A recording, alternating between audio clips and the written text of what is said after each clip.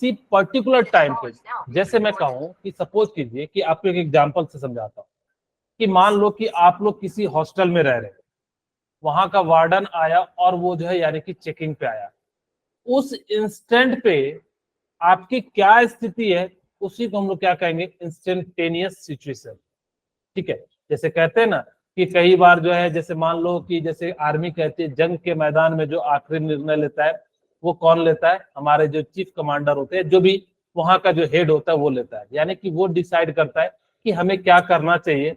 Decision जो है पूरा सर्वे सर्वा जो है उसी के हाथ में चले जाता है, क्योंकि वही जानता है कि सबसे ज्यादा जो है बेहतरीन तरीके से जो ग्राउंड पे होते हैं वो अच्छे से सारी चीजों को जानते हैं।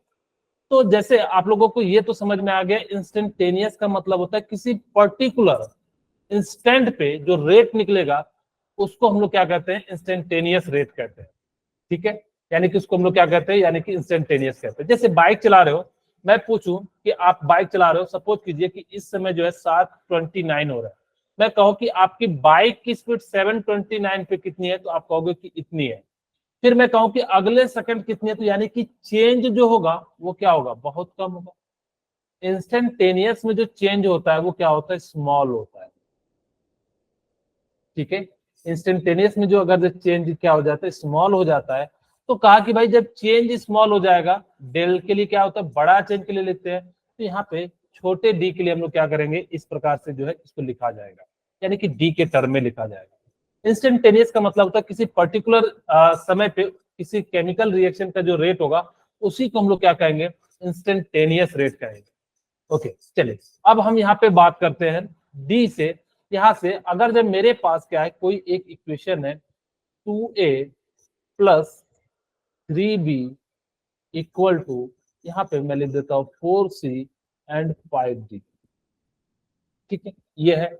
अगर आप लोगों को पता हो रेट ऑफ रिएक्शन कैसे लिखते थे, यानी कि अब हमें -1/2 डेल्टा ए अपॉन डेल्टा। हाँ, अब यहाँ पे हम कह रहे हैं कि इंस्टेंटेनियस की बात कर रहे हैं तो सारी चीजें तो सेम होगी, बस डेल्टा की जगह पे क्या आ जाएगा, डी आ जाएगा। डी। ठीक है, यानी कि स्मॉल डी आ जाएगा। बाकी यहाँ पे भी डेल्टा टी की जगह पे ये क्या आ जाएगा, टी आ जाएगा।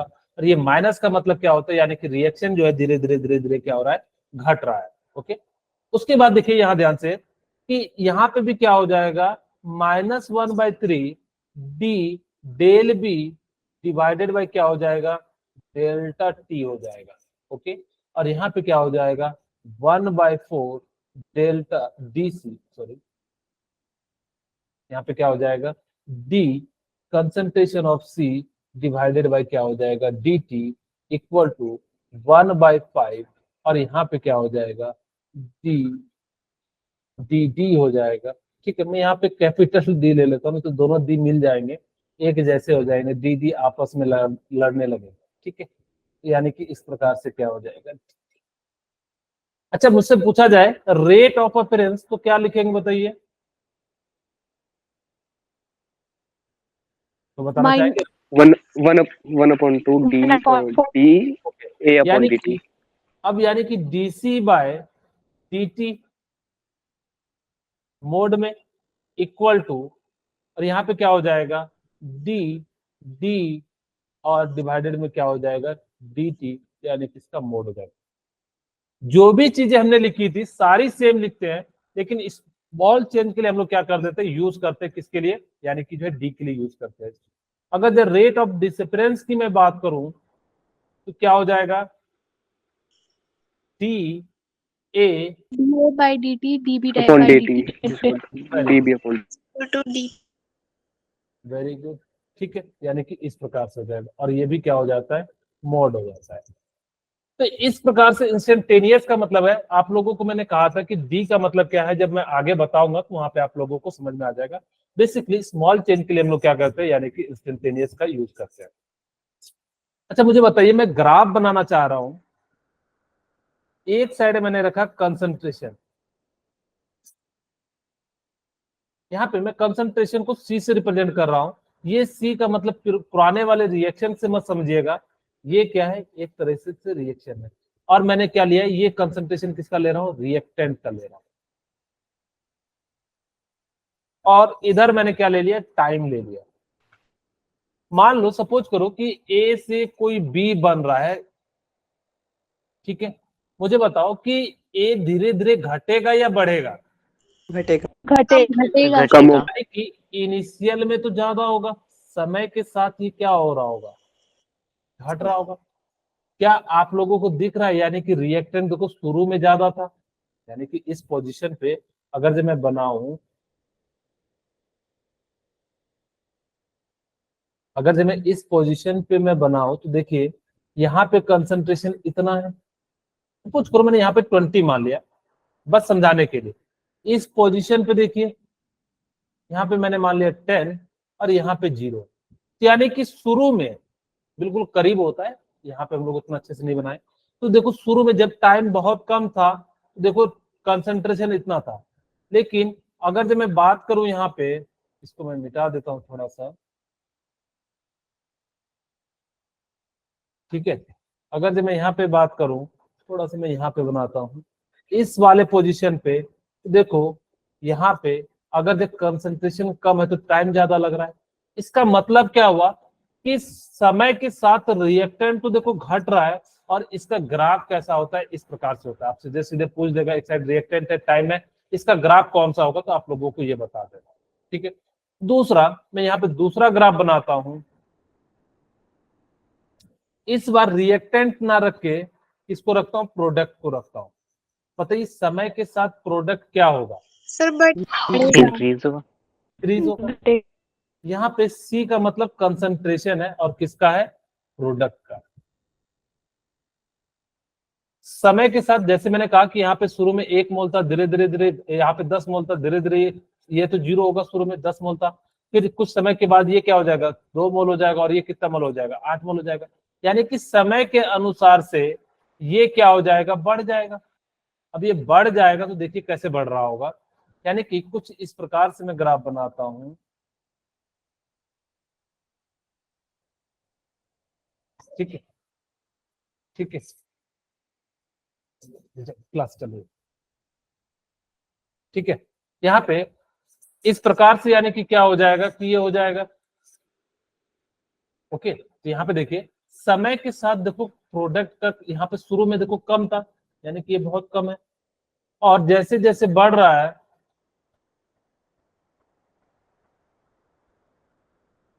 यहाँ पे जैसे जैसे देखिएगा बढ़ते चले जा रहा है, तो यानी कि जो यहाँ पे क्या हो रहा है, रिएक्टेंट जो है बढ़ते चले जा रहा है।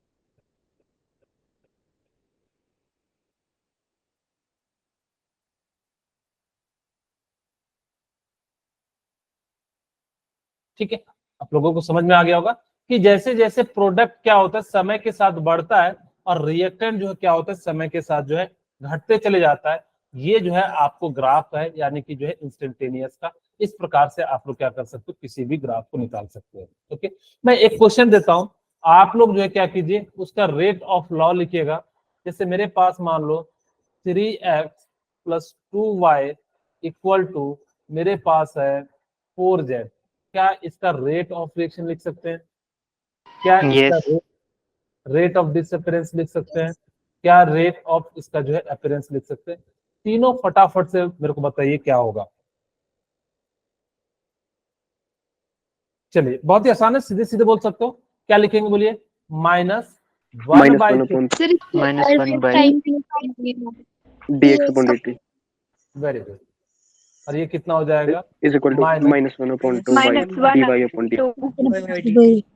वेरी गुड, ठीक है। और ये कितना हो जाएगा? 1/4 dz/dt। ओके। अच्छा, रेट ऑफ डिसअपियरेंस किसका होगा? सर रिएक्टेंट हाँ, यानी कि किसका हो जाएगा? हाँ, यानी कि क्या हो जाएगा? रिएक्टेंट के लिए क्या लिखेंगे? इसमें रिएक्टेंट और इसमें जो स्टोइचियोमेट्री का यूज नहीं करते हैं, तो सीधे सीधे लिखेंगे dx/dt, ठीक है। और ये क्या कर देंगे, मोड इक्वल टू, यहाँ पे क्या लिखेंगे? dt। ओके, चलिए। और यहाँ से हमारे पास क्या होगा? Rate of difference dy/dt। का मोड। ओके, अच्छा याद रखिएगा, जब भी आपको इस टाइप के क्वेश्चन आए ना, सबसे पहले किसी तरीके से रेट ऑफ रिएक्शन निकालने का प्रयास कीजिएगा। क्या कीजिएगा? रेट ऑफ रिएक्शन निकालिए। अगर जैसे आपको रेट ऑफ डिसअपियरेंस या रेट ऑफ अपीयरेंस दिया रहे, तो सबसे पहले किसी तरह से रेट ऑफ रिएक्शन निकालिएगा, फिर उसको जो हम लोग क्या करेंगे, इक्वेट करेंगे और फिर उसकी वैल्यू निकालेंगे। जैसे आपको मैं एक दो क्वेश्चन कराता हूं, फिर आप लोगों को जैसे पहले इंस्टेंटेनियस का कराता हूं कि कैसे इस वैल्यू को निकालेंगे। जैसे मान लो मेरे पास a plus 2b equal to 2c है, आपसे पूछा rate of reaction and rate of disappearance of A. अच्छा देखो यहाँ पे क्या चीज दिया हुआ है, बी का कंसंट्रेशन दिया हुआ है। अच्छा मैं यहाँ पे एक दो बातें और बता देता हूँ। अगर से सपोज कीजिए, यहाँ पे मैं एक पेज ऐड करके बता देता हूँ कि मेरे पास कोई ग्राफ है, ठीक है, यानी कि मैं मान लेता हूं कि कुछ इस तरह का ग्राफ है, प्रोडक्ट वाला बना लेते हैं। ये रिएक्टेंट वाला ग्राफ है, ठीक है, यहाँ पे रिएक्टेंट है और यहाँ पे क्या है, टाइम है। अच्छा मुझे बताइए कि मैं इसका स्लोप निकालना चाहूं तो कुछ इस प्रकार से होगा, और ये एंगल क्या हो जाएगा, ये थीटा। अगर आप लोगों ने मैथ में पढ़ा होगा तो स्लोप का क्या फॉर्मूला हो जाता है, tan ए थीटा। 10 feet. इसको ना एक और तरीके से भी लिख सकते हो कि अगर जो रिएक्शन का कंसंट्रेशन दिया रहेगा तो हम क्या कर सकते हैं, y2 minus y1 divided by x2 minus x1।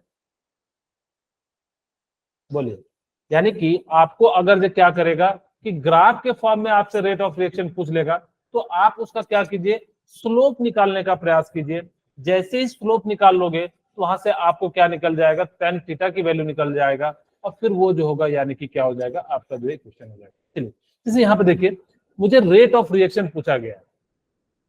अच्छा मैं इस इक्वेशन का सबसे पहले मैं आप लोगों के लिए रेट ऑफ रिएक्शन लिख देता हूं। Rate of reaction equal to क्या हो जाएगा, D A divided by D T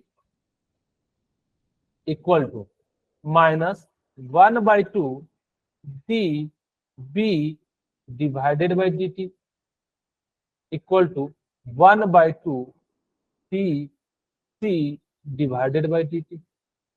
अच्छा देखिए आपको क्या दिया हुआ है, बी का दिया हुआ है, तो बी क्या है, अपीयरेंस हो रहा है या डिसअपीयरेंस हो रहा है, डिसअपीयरेंस। तो यानी कि आर ओ डी में निकाल लेता हूं, क्या हो जाएगा, D B divided by D T.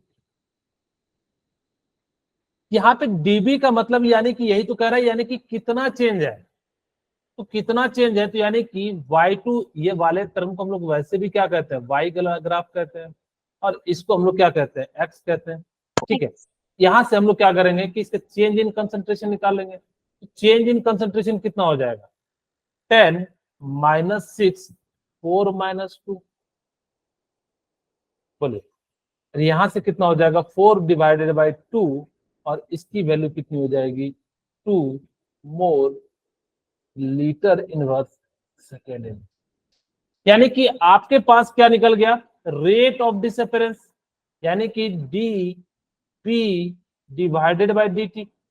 हमने कहा था कि जब भी आपके पास अगर रेट ऑफ डिसअपीयरेंस या रेट ऑफ अपीयरेंस निकले तो सबसे पहले क्या निकालोगे, रेट ऑफ रिएक्शन निकालेंगे। अब देखो रेट ऑफ रिएक्शन हम सबको कैलकुलेट नहीं करेंगे, हमें पता है कि ये वाला टर्म और ये वाला टर्म इक्वेट करते हैं, क्योंकि इसी से तो निकलेगा, ये तो वैल्यू आपको पता है। तो हम यहाँ पे क्या करते हैं कि R O R equal to minus half DB divided by D T. बोलिए ऐसा लिख सकते हैं, Yes, sir. अच्छा देखो डीबी बाई डी टी की वैल्यू आपने निकाल ली, कितनी निकाली, यही तो है, डीबी बाई डी टी की जगह ये वाले यहाँ ये हाँ, तो ये इसकी जगह पे यहाँ पे रख दूं, यहां से मैं क्या लिख सकता हूं, -1/2 into 2 mole litre inverse and second inverse. बोलिए यहां तक किन्हीं को कोई दिक्कत है बता दीजिए। No, sir. तो यानी कि कितना, -1 मोल litre inverse and second inverse. Okay यानी कि इस प्रकार से हम लोग क्या कर सकते हैं, इसकी वैल्यू को हम लोग क्या कर लेंगे, यहां से जो है निकाल लेंगे। अब देखिए आपने यहां से क्या कर लिया, इसकी वैल्यू को निकाल लिया। अब हमारे पास क्या हो जाता है कि आपको rate of disappearance of A निकालना है। तो आपके पास फॉर्मूला है rate of disappearance equal to T A divided by D T, और दूसरा रेट ऑफ रिएक्शन के लिए फॉर्मूला है क्या है, minus D A divided by D T. अच्छा देखो रेट ऑफ रिएक्शन की वैल्यू आपको पता है कितनी है, -1। ये क्या यहाँ से जो है माइनस माइनस प्लस हो जाएगा, तो D A by D T की वैल्यू सीधे सीधे लिख सकता हूँ 1 मोल Yes, sir. Litre inverse second inverse, और वैसे भी मोड होता तो यानी कि इसकी वैल्यू कितनी हो जाती है, पॉजिटिव हो जाती है। यानी कि इस प्रकार से आप क्या कर सकते हो, इसकी वैल्यू निकाल सकते हो। जैसे सेकंड क्वेश्चन मेरे पास है, क्या आप लोग इसको ट्राई करना चाहोगे? चलो मैं बता देता हूँ। अच्छा ये एंगल कितना होगा, 180 डिग्री। 180. अच्छा ये पूरा तो 180 हो जाएगा, लेकिन इस वाले पार्ट की बात करूं, ठीक है ठीक है, मैं यहां से इसको पेन चेंज कर देता हूं, मैं ये वाले एंगल की बात कर रहा हूं। ये वाला एंगल जो होगा वो तो 180 हो जाएगा, लेकिन ये वाला एंगल कितना हो जाएगा, Sir, 135। 135 हो जाएगा। Very good. अच्छा देखो आपको क्या दिया हुआ है, Q बाई टी दिया हुआ है, ठीक है, यानी कि tan थीटा यहां से मैं लिखूं D Q divided by D T equal to tan theta. और ये क्या है बताओ, Q जो है यानी कि रेट ऑफ क्या है, डिसअपियरेंस है, बोलिए यही तो है। Yes sir. अब देखो tan थीटा 135 की जो वैल्यू होती है, tan 135 की जो वैल्यू होती है वो कितनी हो जाती है, -1 हो जाती है। यानी कि आर ओ डी जो निकला वो कितना निकल गया, 1 मोल litre inverse and second inverse हो गया। बोलिए यहाँ तक किन्हीं को कोई दिक्कत है तो बता दीजिए। सर रिपीट करो ना। देखो मैंने क्या कहा कि ये 1035 है 135, तो इसकी जो वैल्यू होती है वो कितनी हो जाती है, -1। आपको पता है रेट ऑफ डिसअपियरेंस यानी कि जिसका स्लोप होगा, यही तो स्लोप होगा, तो tan थीटा के बराबर भी होगा, क्योंकि इस बार हमें एंगल दिया है, हम एंगल के टर्म, क्योंकि पिछली बार क्या था हमारे पास वैल्यू दी हुई थी, इस बार वैल्यू नहीं दी हुई है, हमने क्या करा कि जो है tan थीटा के इसके इक्वल कर दिया, और हमें पता है tan 135 की वैल्यू कितनी हो जाती है, 1 हो जाती है, हमने यहाँ पे 1 लिख दिया, और यही क्या हो जाएगा रेट ऑफ डिसअपियरेंस। और तो रेट ऑफ डिसअपियरेंस में यूनिट क्या हो जाती है, मोल लीटर इनवर्स सेकंड इनवर्स। यहाँ से रेट ऑफ डिसअपियरेंस निकल गया। आपको मैंने कहा कि जैसे ही रेट ऑफ डिसअपियरेंस निकले तो सबसे पहले क्या करो, रेट ऑफ रिएक्शन निकालो। तो यानी कि रेट ऑफ आपने जो निकाला क्यू के टर्म में निकाला, तो मैं यहाँ पे रेट ऑफ अपियरेंस लिखूं तो -1/3, और ये क्या हो जाएगा D Q divided by D T. बोलिए यहाँ तक किन्हीं को कोई दिक्कत बताइए। अच्छा देखो D Q by D T की जगह पे हम क्या रख सकते हैं, 1 लिख सकते हैं, 1. ठीक है। यहाँ पे हमने क्या कर दिया, रेट ऑफ रिएक्शन हमने निकाल लिया, वो कितना निकला -1/3 mole litre inverse and second inverse. यानी कि यहाँ पे जो डिसअपियरेंस भी वही है, और यहाँ पे क्या है अपियरेंस भी, रेट ऑफ रिएक्शन भी क्या है, क्योंकि इसकी वैल्यू 1 आ रही है, इसीलिए इस प्रकार से डिजाइन किया गया कि -1/3 सेम हो गया।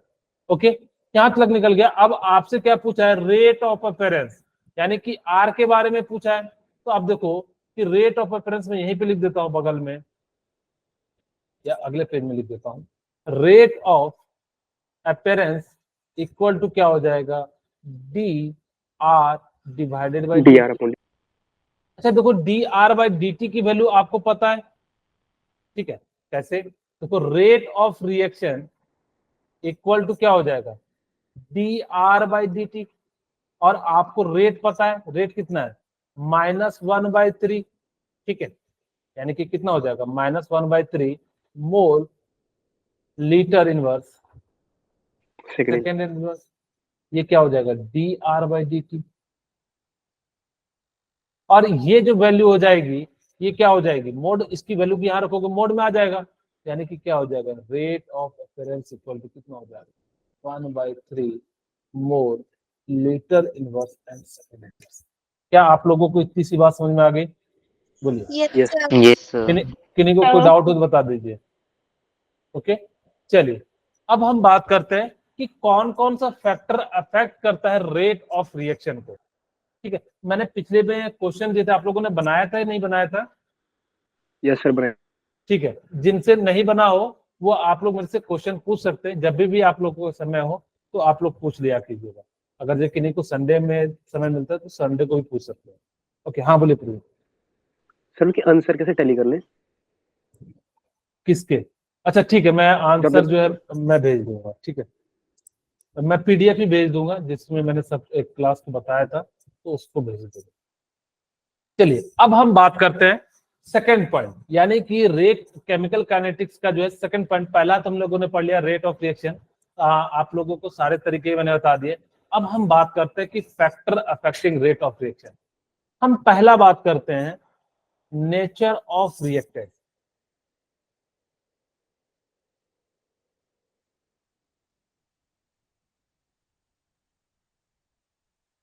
यानी कि कैसे नेचर ऑफ रिएक्टेंट जो है रेट ऑफ रिएक्शन को अफेक्ट करेंगे, यानी कि उसकी स्पीड को बढ़ाएंगे या घटाएंगे, या किस प्रकार से उन सब चीजों को अफेक्ट करेंगे। इसी चीज को हम लोग क्या कहते हैं, factor affecting of rate of reaction. पहला हम बात करने जा रहे हैं नेचर ऑफ रिएक्टेंट। जैसे मैंने कहा कि मैंने एक लिया आयोनिक कंपाउंड, दूसरा लिया मैंने कोवेलेंट कंपाउंड। अच्छा मुझे बताइए कौन ज्यादा स्टेबल होता है, आयनिक कंपाउंड या covalent compound? Covalent compound. Ionic में ज्यादा फोर्स ऑफ अट्रैक्शन होता है, जिस कारण से ये ज्यादा स्टेबल होगा। ठीक है, एक बात याद रखिएगा, रेट ऑफ रिएक्शन की वैल्यू यहां पे भी नहीं बताऊंगा, थोड़ी देर में बताऊंगा। ठीक है, जितना ज्यादा आयनिक की वैल्यू होगी रेट ऑफ, क्योंकि स्टेबल ज्यादा होता है आयनिक कंपाउंड में, ठीक है, उतना ज्यादा क्या हो जाएगा, सबसे ज्यादा स्ट्रॉन्ग फोर्स आयनिक में लगता है, फिर कोवेलेंट। कोवेलेंट में भी देखेंगे कि इसमें डबल बॉन्ड है कि ट्रिपल बॉन्ड है, यानी कि ट्रिपल बॉन्ड जो है ज्यादा वो क्या हो जाएगा, स्टेबल हो जाएगा, क्योंकि इसके अंदर ज्यादा फोर्स ऑफ अट्रैक्शन है। ठीक है, जिस कारण से इसका रेट ऑफ रिएक्शन कम हो जाएगा, इसका रेट ऑफ रिएक्शन ज्यादा हो जाएगा। याद रखिएगा कोई भी कंपाउंड रिएक्टेंट से प्रोडक्ट तभी बनता है जब रिएक्टेंट की स्टेबिलिटी कम हो, प्रोडक्ट की स्टेबिलिटी ज्यादा हो। इसका मतलब क्या हुआ, जैसे मैं आपको एक सिंपल से शब्दों में समझाता हूं कि आप लोग नीट जनरली देखना, मैं अगर जब बात करूं तो जनरली बच्चे नीट या इंजीनियरिंग की तैयारी करते हैं, या जिसको जेई कहते हैं हम लोग। ठीक है, क्यों करते हैं, कभी आप लोगों ने मन में सोचा है? क्योंकि इसके बाद जो है वो ज्यादा स्टेबल होते हैं। आपको मैं बताऊं कि स्टूडेंट सबसे ज्यादा अनस्टेबल यही होते हैं, क्योंकि कंपटीशन जो है मैं बताऊं इसके अंदर 22 लाख के करीब करीब है, इसके अंदर 17 लाख के करीब करीब है। और बाकी जैसे देखो आर्ट्स कॉमर्स में चले जाओ, किसी कॉलेज में आपका अगर 90% है तो वो आपसे पूछने भी नहीं वाला कि आपने कहाँ पढ़ा नहीं पढ़ा, वो सीधे कहेगा आ जाओ भैया आप तो टॉपर हो, आप तो यहाँ के जो है सर्वे सरवा हो, आपको तुरंत जो है एडमिशन दे देगा। ठीक है, लेकिन यहाँ पे अनस्टेबल ज्यादा है, क्योंकि पता है कि अगर मैंने यहाँ से क्रैक नहीं किया तो मेरे लिए जो है काफी दिक्कत होगा। जब भी कोई भी रिएक्शन आप लोग इसलिए नीट की तैयारी कर रहे हो क्योंकि आपको पता है कि अगर जब मैंने क्रैक कर दिया तो मेरी आने वाली लाइफ जो स्टेबल हो जाएगी। इसीलिए जो भी अनस्टेबल होगा वो किधर की ओर जाना चाहता है, स्टेबल की ओर जाना चाहता है। तो सेम केस यहाँ भी होता है, जो स्टेबल होते हैं वो क्या करेंगे, जो अनस्टेबल होते हैं यानी कि जो है वो प्रोडक्ट बनाना चाहेंगे, यानी कि उसकी रेट ऑफ रिएक्शन जो है ज्यादा होगी। सेकेंड पॉइंट हम बात करते हैं होमोजेनियस एंड हेट्रोजेनियस की। अच्छा मुझे बताइए किसका रेट ऑफ रिएक्शन ज्यादा होगा?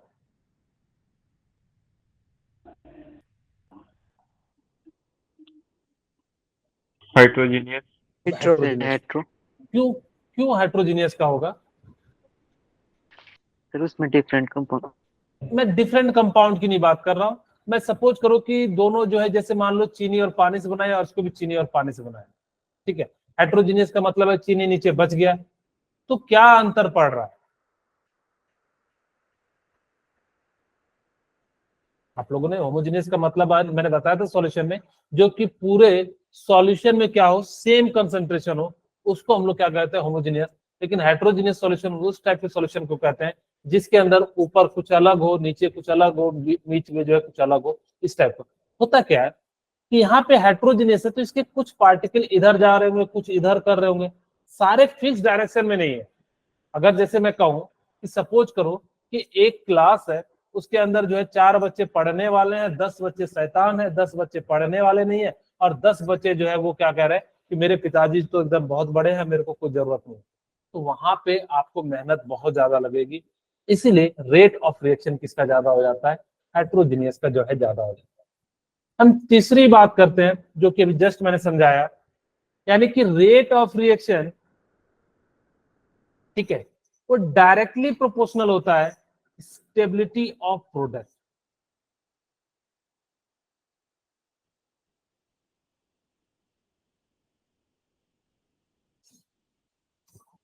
इसका मतलब क्या हुआ कि जितना ज्यादा स्टेबल प्रोडक्ट बनेगा वो रिएक्शन जो है ना उतना ही फास्ट होगा।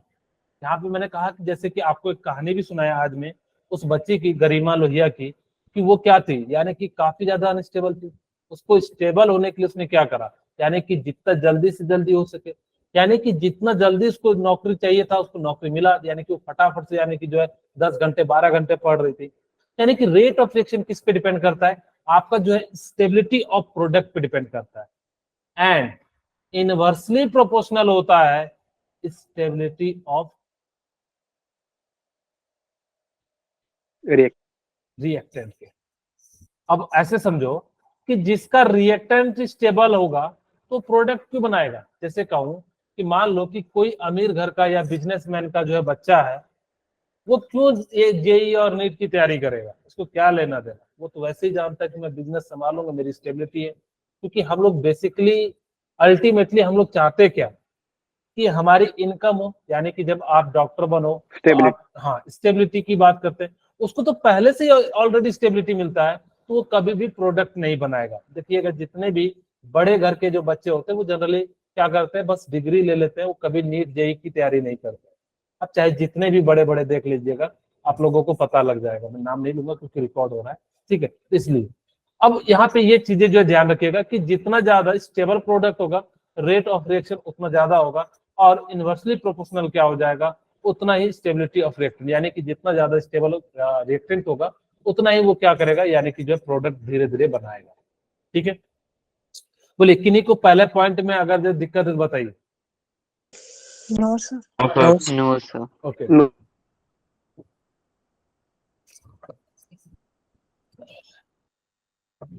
हम सेकंड पॉइंट की बात करते हैं। ठीक है, यानी कि फिजिकल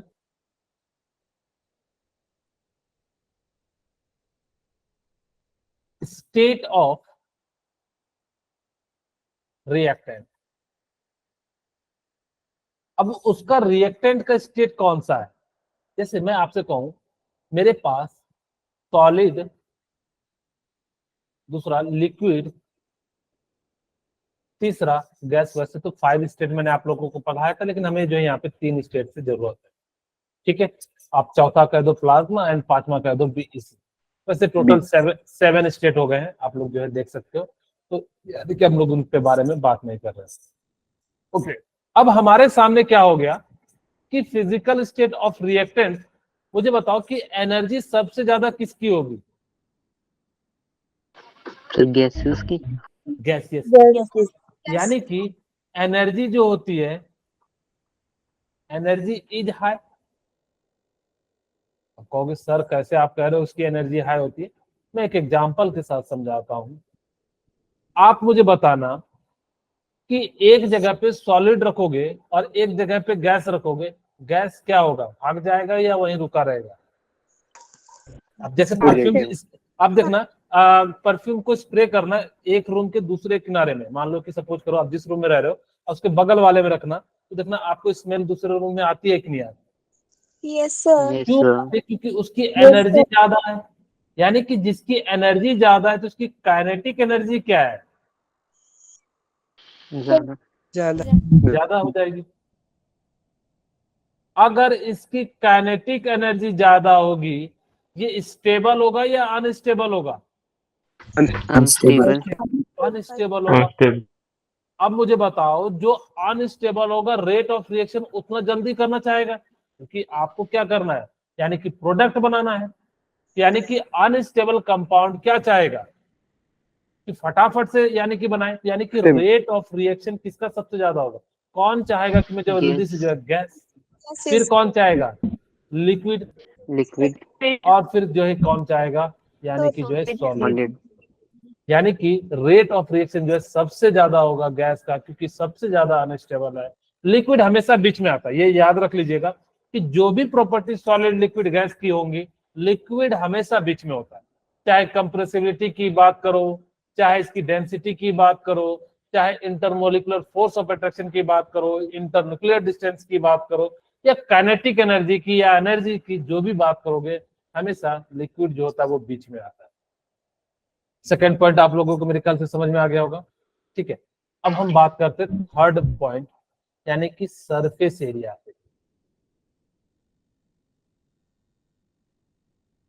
ठीक है, अब आप लोगों के लिए मैं चाय बना रहा हूं, दो तरीके से चाय बनाऊंगा। आप लोग जो पेपर जो नहीं देते हैं उनके लिए अलग बनाऊंगा, और जो पेपर देते हैं उनके लिए अलग बनाऊंगा।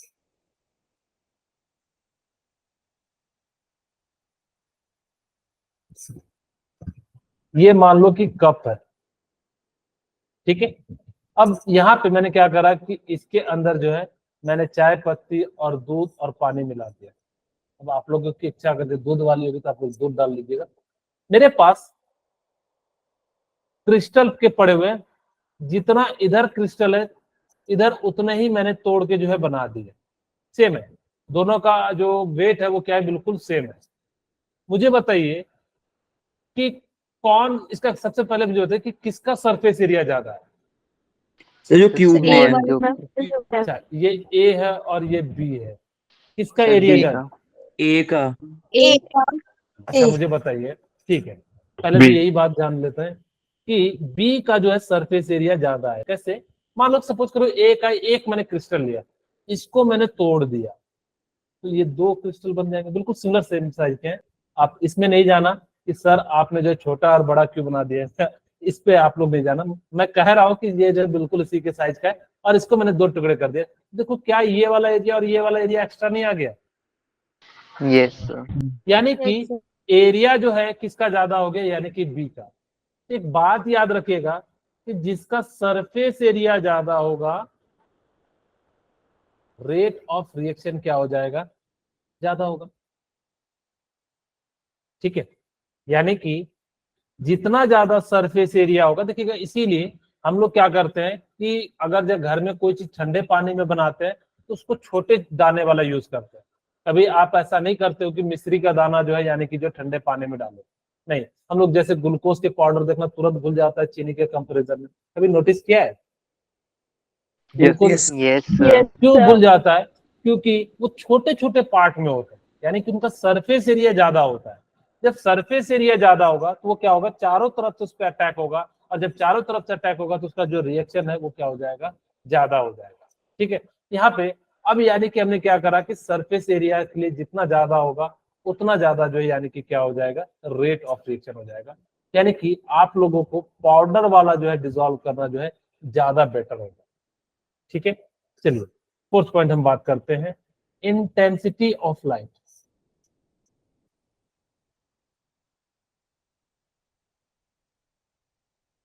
इंटेंसिटी ऑफ लाइट जो है ना, ये इफेक्ट ना कुछ रिएक्शन में करते हैं, सभी रिएक्शन में नहीं करते। ये अगर नोटिस कीजिए कि सभी रिएक्शन में उतना ज्यादा इफेक्ट नहीं डालते हैं। ये कुछ ही रिएक्शन में क्या करते हैं, यानी कि जो इफेक्ट डालते हैं। अच्छा चलिए मैं आपको बताता हूं कि सपोज कीजिए कि इंटेंसिटी ऑफ लाइट इंक्रीज करेंगे। अगर जो मैंने यहाँ पे क्या कर दिया, intensity of light, intensity of light को मैंने क्या कर दिया, इंक्रीज कर दिया, तो मुझे बताओ कि नंबर ऑफ फोटोन क्या होंगे, बढ़ेंगे या घटेंगे?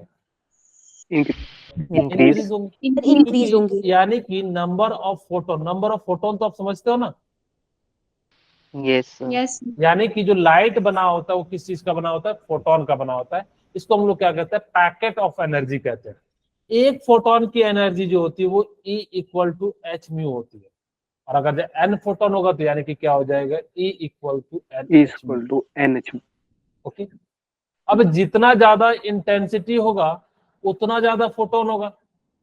अब जितना ज्यादा इसके पास एनर्जी उतना ज्यादा होगा, जितना ज्यादा नंबर ऑफ फोटोन होगा तो एनर्जी उतना ज्यादा होगा। अब आपको पता है कि किसी के पास एनर्जी ज्यादा होगी तो उसकी स्टेबिलिटी कम होगी या ज्यादा होगी, कम कम। कम कम होगी। यानी कि क्या चाहेगा कि फटाफट से रिएक्शन करने के लिए, एक लोग आप लोगों ने देखा होगा AgBr या AgI, सिल्वर ब्रोमाइड या AgI, ये जो है हम लोग कहाँ पे यूज करते हैं, खींच मेरी फोटो में जो इसका यूज करते हैं, यानी कि जो रील बना होता है उसमें हम लोग क्या करते हैं, इसका यूज करते हैं। वो जो रील बना होता है वो किसका बना होता है, AgBr का, और ये क्या होता है, Ag प्लस Br में टूट जाता है। एक्चुअली वर्क कैसे करता है मैं थोड़ा सा बता देता हूँ, कि जैसे ही आप लोग क्या करते होगे, जैसे ही देखिएगा ना उसमें एक शटर होता है, अब अगर जो कभी कैमरा खोल के देखिएगा, जैसे हम क्लिक करते हैं तो वहां पे शटर अप हो जाता है, और वहां पे एक इंटेंसिटी ऑफ लाइट जो उस रील पे पड़ता है और उस पार्ट पे रिएक्ट कर लेता है, और जिस पार्ट पे कम इंटेंसिटी ऑफ लाइट जाती है, क्योंकि कुछ हम भी तो खड़े हैं, तो वहां पे वो क्या हो जाता है कि आपका जो है एक इमेज बन जाता है, और जैसे इमेज बनता है उसको लैब में लेके जाते हैं, और वहां से आप लोग क्या कर लेते हैं, उस पे जो है फोटो निकाल लेते हैं। यानी कि जितना ज्यादा इंटेंसिटी ऑफ लाइट होगा, यानी कि रेट ऑफ रिएक्शन उतना ज्यादा होगा, क्योंकि उसकी एनर्जी उतनी ज्यादा होगी, और जितनी ज्यादा एनर्जी होगी तो वो रेट ऑफ रिएक्शन क्या कर जाएगा, उतना ज्यादा हो जाएगा। ठीक है, फिफ्थ पॉइंट हम बात करते हैं कैटलिस्ट। ये बात याद रखिएगा, इससे 2 बार क्वेश्चन पूछा जा चुका है। ठीक है, कैटलिस्ट क्या होता है, कोई बताना चाहेंगे? जो रिएक्शन के रेट को इंक्रीज Decrease कर of reaction. कम करता है। यानी कि जो क्या करे कि रेट ऑफ रिएक्शन को या तो इंक्रीज करे या तो डिक्रीज करे, लेकिन वो केमिकल रिएक्शन में इन्वॉल्वमेंट नहीं होना चाहिए। पार्टिसिपेट। हाँ, पार्टिसिपेट नहीं होना चाहिए, इन्वॉल्वमेंट नहीं होना चाहिए। ठीक है, उस टाइप के रिएक्शन को हम लोग क्या कहते हैं, कैटलिस्ट कहते हैं। कैटलिस्ट आर दोज, या सीधे सीधे लिख देता हूं, it increases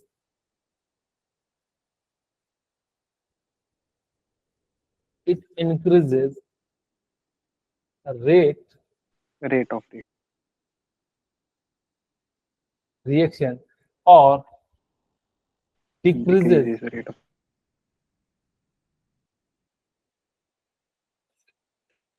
without involvement of reaction। ठीक है, यानी कि बिना रिएक्शन के अंदर अगर जब वो क्या करता है, यानी कि जो है उस रिएक्शन की स्पीड को घटा या बढ़ा देता है, उसको हम लोग क्या कहते हैं, यानी कि कैटलिस्ट कहते हैं। कैटलिस्ट बेसिकली क्या करता है, एक्टिवेशन एनर्जी को डिक्रीज कर देता है। मैं समझाऊंगा कैटलिस्ट आपको एक रियल एग्जांपल के साथ। एक्टिवेशन एनर्जी को क्या कर देता है, डिक्रीज कर देता है, या इट डिक्रीजेस एक्टिवेशन एनर्जी। ठीक है, अब देखो ये होता कैसे है, मैं एक एग्जांपल के रूप में समझाता हूँ कि कैटलिस्ट कैसे वर्क करता है। सपोज करो कि मेरे पास ना एक पत्थर है, बड़ा सा पत्थर है, यहाँ पे 3 जो है जो है स्टूडेंट है। अब ये जो है यानी कि क्या करेंगे, इस पे धक्का मारने का प्रयास करेंगे। देखो धक्का मारेंगे, ये पत्थर बहुत बड़ा है, यानी कि जो है छोटे छोटे स्टूडेंट है, तो वो जो है इसको जो है नहीं कर पाएंगे। फिर देखना क्या करते हैं हम लोग, एक हल्ला बोल बोलते हैं, कि नारा लगाते हैं कि कुछ टाइप के जो है देखेंगे आप लोग, जैसे हल्ला बोल बोलते हैं ना, जोर लगा के हैसा, या कुछ लोग भगवान का नाम लेते हैं, या कुछ इस टाइप से जो है, पता नहीं किस किस टाइप से जो है लोग लेते हैं। अब वो जैसे ही यानी कि हल्ला बोल के लगाएंगे तो सारा का सारा जो है यानी कि क्या करेंगे, वो लोग जो है एक एक्सटर्नल एनर्जी आया। एक्सटर्नल एनर्जी क्या आया, यानी कि एक तरह से मोटिवेशन मिला और उस एनर्जी को जो है लगा दिया, और इससे क्या हो गया, यानी कि पत्थर हट गया। दूसरा आपको एक और एग्जांपल से समझाता हूं। मान लीजिए कि मेरे पास एक कुएं में पाइप गिर गया। ठीक है, अब इसके निकालने के 2 तरीके, एक आदमी कुएं में जाएगा और वहां से जो है पाइप निकाल लेगा। एक दूसरा आदमी है, वो क्या करेगा, यहाँ पे जैसे मान लो पाइप गिर गया, वो एक रस्सी डालेगा और एक हुक डालेगा, और यहाँ से वो क्या कर लेगा, इसको फंसा के खींच लेगा, यानी कि इसकी मेहनत कम होगी। कैटलिस्ट भी वही काम करता है कि जितना एनर्जी चाहिए उससे वो कम में काम करा देता है। यहाँ पे जैसे देखिए, मैं यहाँ पे एक साइड जो है एक्टिवेशन एनर्जी लिखता हूँ। इस ग्राफ को ध्यान दीजिएगा, यहाँ पे मैंने क्या करा, एक्टिवेशन एनर्जी दिया।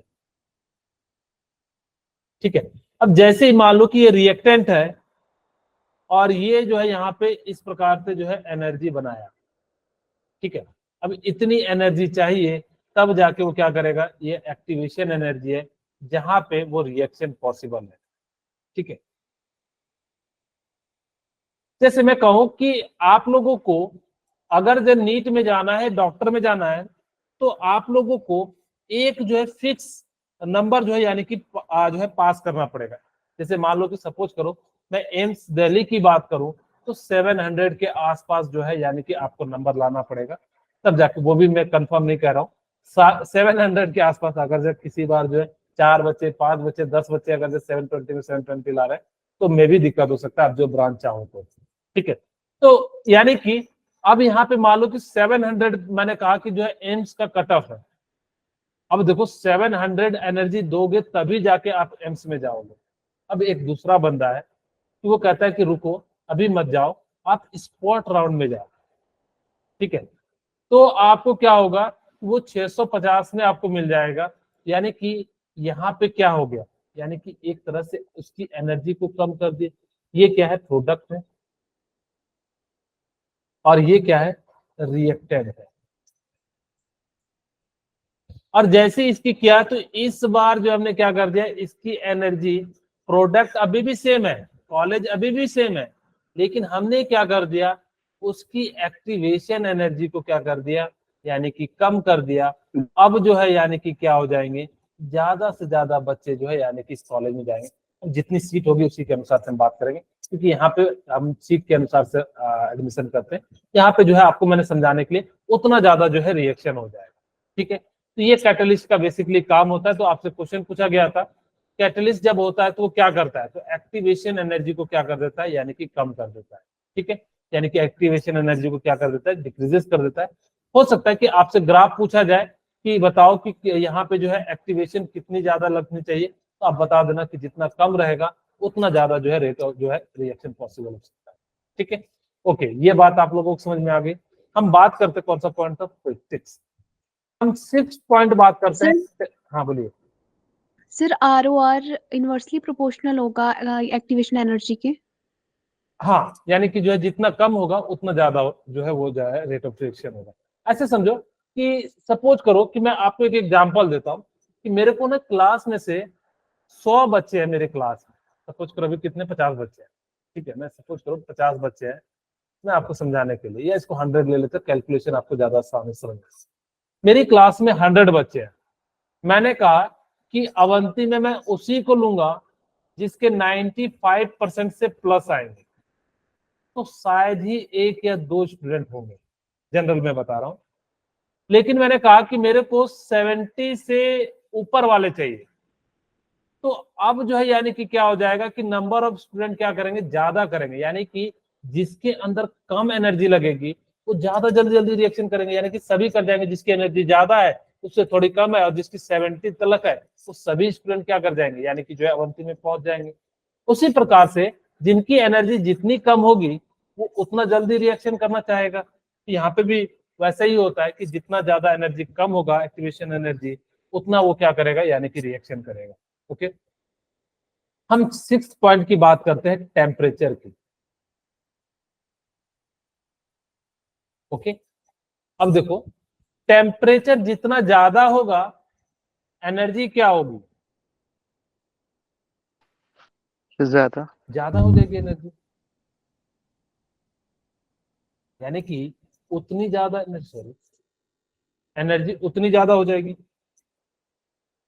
अगर एनर्जी उतनी ज्यादा होगी तो स्टेबल होगा या अनस्टेबल होगा, अनस्टेबल अनस्टेबल। अनस्टेबल हो जाएगा।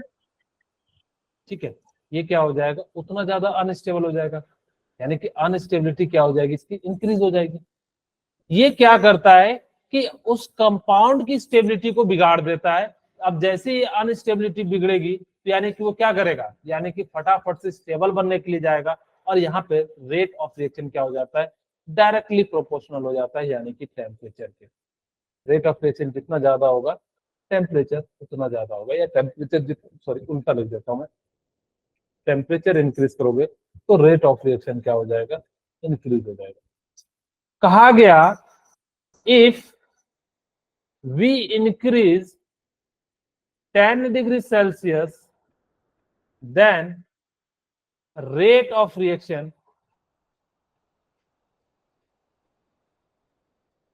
ठीक है, rate of reaction increases 2 or 3 times। ये क्या हो जाएगा कि अगर आप टेम्परेचर को इंक्रीज करते हो तो जो रिएक्शन है वो 2 या 3 टाइम्स क्या हो जाएगा, इंक्रीज हो जाएगा। इसीलिए आप लोगों के घर में जब मेहमान आते हैं तो जो चाय बनाते हो तो गर्म करके बनाते हो, ठंडा करके नहीं बनाते हो, ठीक है। यानी कि ऐसा नहीं करते हो कि जो है पतीले में डाल दिए चाय, चीनी, दूध और उसको कह दिए कि भाई मेहमान जब लग आ रहा है या आधा घंटा रुकेगा जो हमारा चाय बन जाए, नहीं करते ऐसा। क्यों? क्योंकि उसकी रेट ऑफ रिएक्शन क्या हो जाएगी, स्लो हो जाएगी। खैर आप लोग ऐसा कीजिएगा नहीं, मेहमान को ऐसा चाय पिलाइएगा तो मेहमान आप लोगों को फिर पता नहीं क्या करेगी, मम्मी तो जरूर आप लोगों को पीटेगी, ठीक है। तो इसलिए ऐसा नहीं करना। हम लोग जो है इसको गर्म पानी में बनाते ताकि कि फटाफट से आ जाए, नहीं तो पता लगेगा कि ठंडे पानी में बनाए, चीनी घोलते घोलते आपका मेहमान भी जा सकता है। तो इसीलिए ये बात को याद रखिएगा, जितना ज्यादा टेम्परेचर होगा रेट ऑफ रिएक्शन उतना ज्यादा। लास्ट पॉइंट है, यहाँ पे ध्यान दीजिएगा कि रेट ऑफ रिएक्शन जो है ना, rate of reaction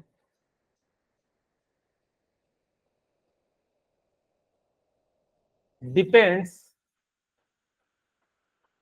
upon the concentration. जितना ज्यादा कंसंट्रेशन होगा उतना ज्यादा यानी कि क्या होगा, रेट ऑफ रिएक्शन होगा। दूसरा, sometimes it depends upon the concentration of product. ये कुछ रिएक्शन में क्या करते हैं, प्रोडक्ट पे भी डिपेंड करते हैं, जनरली नहीं करते हैं लेकिन कुछ पे करते हैं। And sometimes it depends, it does not depend.